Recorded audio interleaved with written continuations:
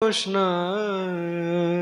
Hare Krishna Hare Krishna Krishna Krishna Hare Hare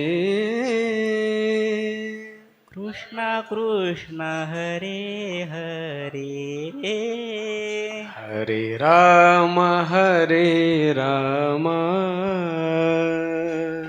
Hare Ram Hare Ram Ram Ram Hare Hare Ram Ram Hare Hare Hare Krishna Krishna Hare Krishna Krishna Krishna Hare Hare Krishna Krishna Hare Hare Hare Ram Hare Ram Hare Ram Hare Ram Ram Ram Hare Hare Ram Ram Hare Hare Hare Krishna Krishna Hare Krishna Krishna Krishna Hare Hare Krishna Krishna Hare Hare Hare Ram Hare Ram Hare Ram Hare Ram Ram Ram Hare Hare Ram Ram Hare Hare Hare Krishna Krishna Hare Krishna Krishna Krishna Hare Hare Krishna Krishna Hare Hare Hare Ram Hare Ram Hare Ram Hare Ram Ram Ram Hare Hare Ram Ram Hare Hare Hare Krishna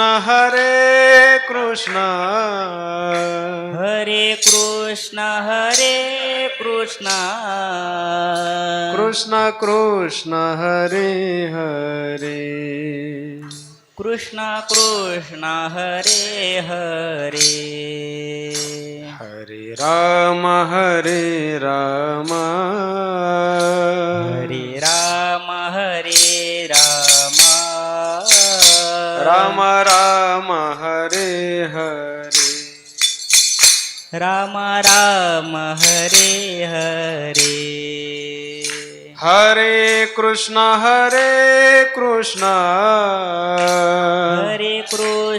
Hare Krishna Krishna Krishna Hare Hare Krishna Krishna Hare Hare Hare Ram Hare Ram Hare Ram Hare Ram Ram Ram Hare Hare Ram Ram Hare Hare Ram Ram Hare Hare Ram Ram Hare Hare Shri Narayan Jai Narayan Shri Narayan Jai Narayan Shri Narayan Jai Narayan Shri Narayan Jai Narayan